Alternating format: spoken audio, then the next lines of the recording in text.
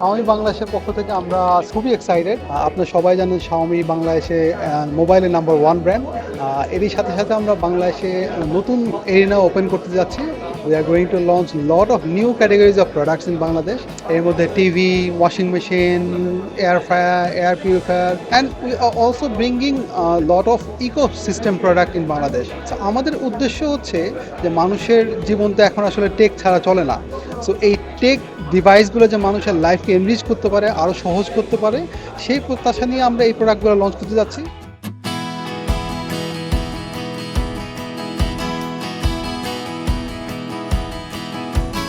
প্রথমত শাওমির যেহেতু ভালো একটা ব্র্যান্ড ভ্যালু আছে বাংলাদেশে, স্পেশালি স্মার্টফোনের বেলায় বাংলাদেশে সবাই চিনে।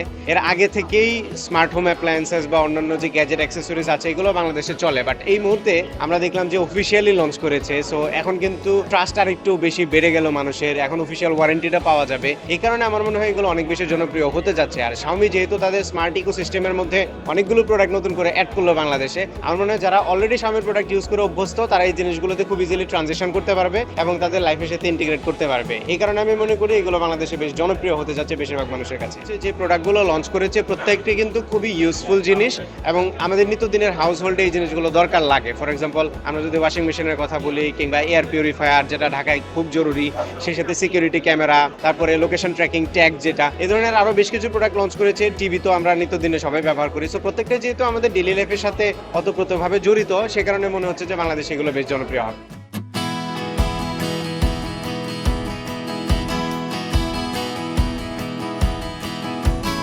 কিছু প্রোডাক্ট আমার কাছে খুবই ভালো লাগলো, যেমন এয়ার পিউরিফায়ার শাওমির।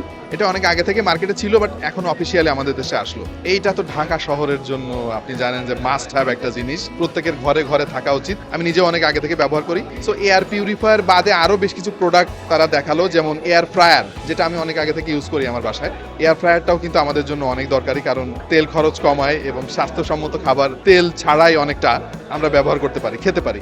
এটাও আমার মনে হয় বেশ ভালোই সাড়া ফেলবে। আর প্রাইসিং যেটা দেখলাম, এটা আই থিঙ্ক ডিসেন্ট।